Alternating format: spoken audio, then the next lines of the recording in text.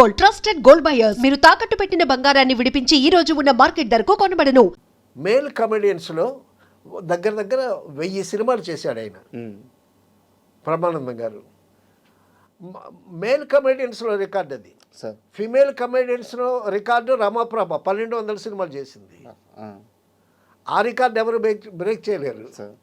ఆ రికార్డు ఇంకా ఉంది మదనపల్లి దగ్గర, రమాప్రభ గారు. సో ఆ విధంగా చాలా గొప్ప కమెడియన్ అయిపోయాడు. కామెడీ సామ్రాజ్యాన్ని రూల్ చేస్తున్నాడు ఆయన, బ్రహ్మానంద గారు. అటువంటి పరిస్థితుల్లో నేను ఈవీవి సత్యనారాయణ గారి దగ్గర తాళి సినిమా చేశాను. తర్వాత మామిడాకుల సినిమా చేశాను నేను. సో మామిడాకుల సినిమాలో ఆయన కాల్షీట్ కోసం ప్రొడక్షన్ మేనేజర్ అమ్మిరాజు నేను కలిసి బ్రహ్మానందం గారి కోసం ఆయన కాల్షీట్ కోసం వెళ్ళేవాళ్ళు. వెళ్ళేసరికి ఫ్లోర్లో పరిస్థితి ఏంటి తెలుసండి, బ్రహ్మానందం గారు కృష్ణ పరమాత్మలాగా ఇలా పండుకున్నాడు. వాళ్ళ ఇంట్లో కాదు, ఫ్లోర్లో షూటింగ్ దగ్గర. షూటింగ్ జరుగుతుంటే పక్కన కొంత ప్లేస్ ఉంటుంది కదా, అక్కడ షార్ట్ గ్యాప్లు అనమాట. కృష్ణ పరమాత్మలాగా ఇలా పండుకున్నాడు. పండుకుంటే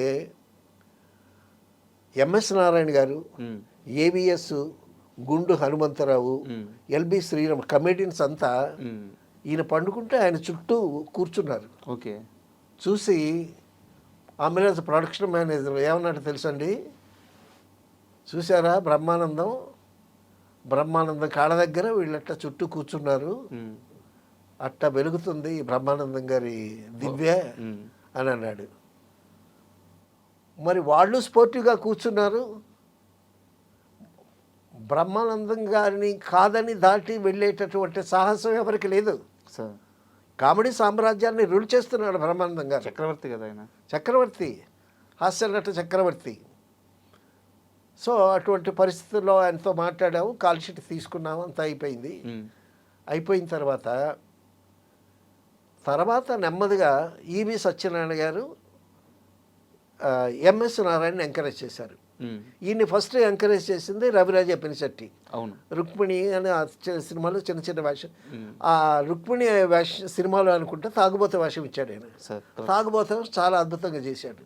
ఇక తాగుబోతు అద్భుతం వేషం బాగా చేస్తున్నాడని తాగుబోతు వేషాలకే పిలిచారు.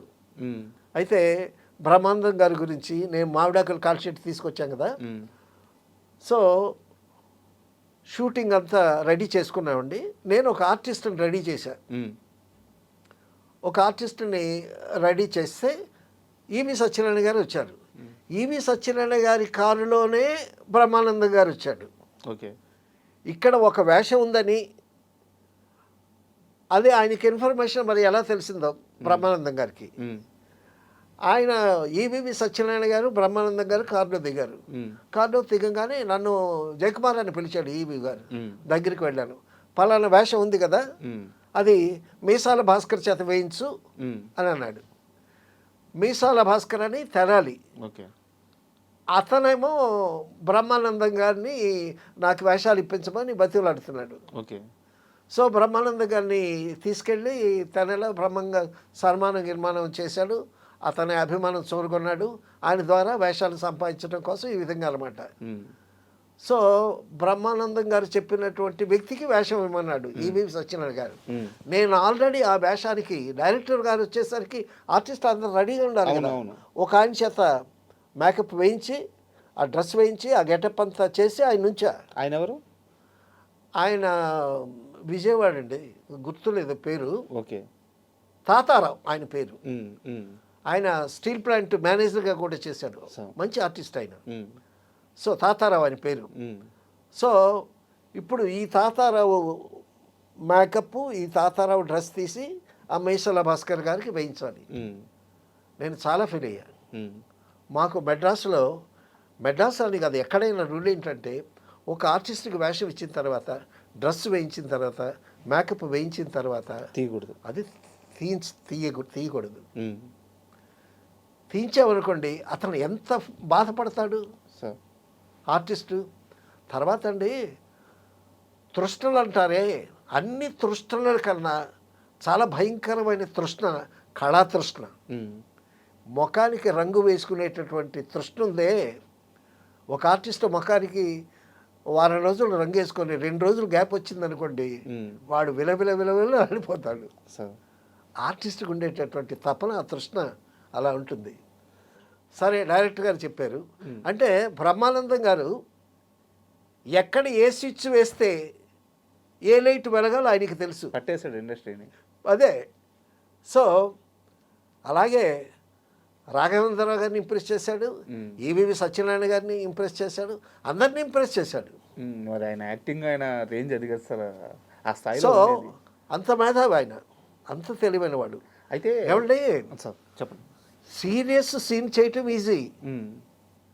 సీరియస్ సీన్ డైలాగులు ఏడుపు ముఖం పెట్టి డైలాగ్ చెప్పి నటించడం ఈజీ. కామెడీ పండించడం చాలా కష్టం. సార్ కామెడీ రాయటం కష్టం, కామెడీ పండించడం కష్టం. పైగా ఆయన మంచి బాగా చదువుని బ్రహ్మానందం గారు. ఆయన తెలుగు సాహిత్యం బాగా చదువుకున్నాడు, ఒక లెక్చరర్గా పనిచేసిన వాడు. సో ఆ నాలెడ్జ్ అంతా పనికొచ్చింది దీనికి, ఆ నాలెడ్జ్ అంతా పనికొచ్చింది. నేను బ్రహ్మానందం గారి దగ్గరికి వెళ్ళి నా మొట్టమొదటి కవితల పుస్తకం కదిలే కలమన కవిత అని, ఆ పుస్తకానికి నాకు మీరు కాస్త ముందు మాట రాయండి అన్న. నేను రాయను అన్నాడు ఆయన. అని అంటే మీరు రాయక్కర్లేదండి, కాస్త చదవండి, 4 కవితలు చదవండి, మీకు మనసు ఓకే అనుకుంటే అప్పుడు రాయండి అని అన్న. అని ఆ మొత్తం ఆయనకి ఇచ్చాను, వెళ్ళిపోయాను.